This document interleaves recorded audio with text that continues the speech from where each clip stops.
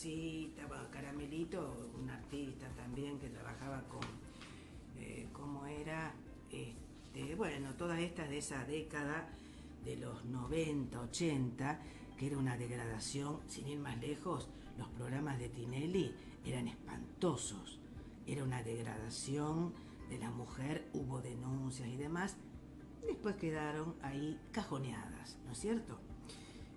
Tengamos en cuenta que en toda esta enorme cantidad de porcentajes, que como dije al comienzo del programa, se incrementó mucho en el 2026, siempre está la figura de una precursora, de una gran militante, que falleció en el año 2016, de Loana Berkins, que nació en Pocitos el 15 de junio de 1965, en Pocitos, en Salta, y falleció el 5 de febrero del 2016 de hepatitis C, después de una vida muy fuerte. De todas maneras, participó mucho, fue teórica militante de los derechos de las personas, una verdadera luchadora y pensante, ¿no? Pertenecía al PC, al Partido Comunista, y luchó denodadamente, tanto inclusive ocupando espacios de poder, que no es menor, que no es menor. Fue impulsora de la ley 3062 de respeto de identidad, y que fue adoptada por travestis y transexuales y fue aprobada por la legislatura porteña en el año 2009. Además fue asesora de un legislador por Cava, Patricio Echegaray, del PC también, ¿no? Y así fue la primera travesti con un trabajo estatal. Hay que recordarla a Loana, desde ya. También se desempeñó como legisladora, como asesora de la legislatura. Fue un lapsus, pero legisladora, Diana, perdón, hay una interferencia. Diana Mafía, en temáticas como derechos humanos, garantías de la mujer, niñez, infancia y adolescencia, y por supuesto del colectivo LGBTI+. En el 2001 también se la postularon en realidad como diputada nacional para cargos. Ojalá Loana hubiera podido ocupar un cargo en el Congreso Nacional. Creó la cooperativa textil Nadia Echazú, en justamente un homenaje a una militante. Por lo general, y muy lamentablemente, las personas travestis, trans, mueren a muy temprana edad. Falta de recursos económicos, como bien lo explicó Silvia, no derecho de salud, ir a lugares insalubres, violencia física, violencia psicológica. En realidad, el transfemicidio o travesticidio es el asesinato de una mujer trans o de una persona travesti en manos o a manos de un hombre por su condición de tal, como en el caso de los femicidios es la muerte, la tortura, la violencia ejercida por una mujer, cualesquiera fuera la edad de esa mujer, por su condición de mujer. Y lo tenemos cada vez más.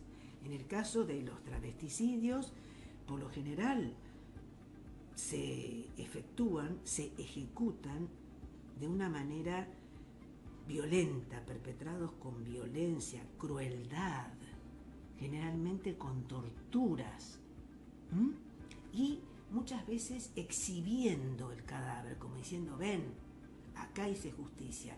Todo muy medieval, muy típico del derecho de pernada, que era el que ejercían los señores feudales, y que de ahí, según me adhiero a esa teoría de una gran doctrinaria y luchadora militante feminista francesa, en donde la primera noche, derecho a la primera noche, ¿no?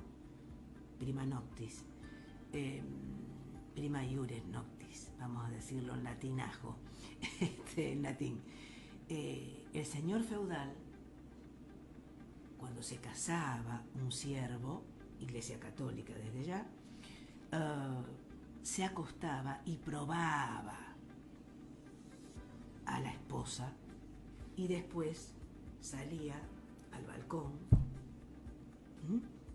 exhibía la sábana con sangre, como diciendo, ven, acá está el trofeo. Y eso que ocurrió en el feudalismo continúa ocurriendo con variantes, es decir, como en esa gran novela y esa gran película de Luchino Visconti, Gatopardo, el gato pardo, algo cambia para que nada cambie. Algo cambia para que nada cambie. Recomiendo que se vea esa película y de ella que se lea el libro, pero con ver la película excelente de Luchino Visconti, aristócrata, marxista y homosexual, más imposible, en la época del fascismo en Italia, que era quien dijo, el fascismo es una parodia, una ironía cruel, el nazismo es una tragedia. No estar equivocado. Estos travesticidios, las víctimas son torturadas, agredidas por horas, así sea por un segundo. De hecho, Loana Benkins también, por ejemplo, hay muchos carteles, hay eslogans, ni una menos, basta de travesticidios. Loana dijo, nosotras hicimos un cartel propio que decía ni una menos, basta de travesticidios, como apropiándonos de esa categoría política de femicidio, pero también pensando en que la sociedad empiece a tener en cuenta las discriminaciones por nuestra condición de travestis. Todo esto generó un interesante debate en nuestra propia comunidad. Unas decían que teníamos que ir bajo el paraguas del femicidio, otras decíamos que de este modo quedábamos, una vez más, invisibilizadas.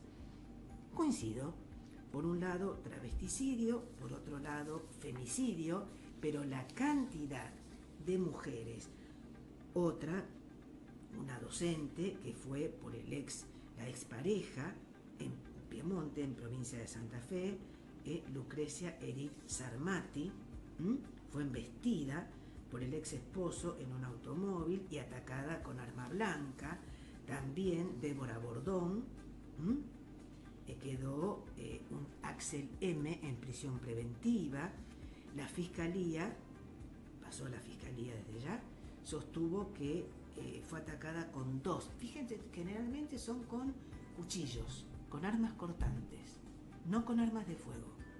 Porque el cuchillo penetra, horada, como para sacarte todo lo que tenés adentro, hasta las ideas. No es menor, tiene un significado muy importante. Cuchillos, armas blancas, golpes, por lo general, armas de fuego pocas. Armas de fuego pocas. Por otro lado, también detuvieron a un joven de 24 años por el travesticidio de Gabriela Banach. Fue arrestado el jueves pasado en Moreno en 1900, justamente por agentes de la Agencia de Investigaciones sobre Trata de Personas y Violencia de Género. Fue asesinada a golpes, coincido, puñaladas, golpes, machazos, todo así, bien atávico, bien bestial, bien salvaje. Gabriela Banach vivía en una forma muy precaria, en Cerrito al 630, en el macrocentro, ¿no? Y fue llevada al balcón para ser exhibida los restos. En fin, movilizaciones, el jueves hubo movilizaciones, también tenemos los observatorios de género, ATE Rosario se movilizó, también desde La Toma, con mi primo, estuvimos hablando bastante, Carlos Gioldi, que lo tendremos en algún programa sobre, él conocía y tuvo, mi primo, ¿sí? Que es uno de los directores, un gran militante. Tuvimos y tenemos nuestras diferencias, pero hemos retomado el diálogo y considero que es muy importante eso. Estuvimos hablando de Gabriela y bueno, veremos de hacer alguna acción conjunta por todo esto y detenerlo con su voz, con su palabra, conjuntamente con la de su esposa Sandra. Por lo tanto, veremos qué es lo que sucede contra todos estos casos y seguir luchando, visibilizando y justamente desde las escuelas, desde los hogares, desde todo lugar, público o privado.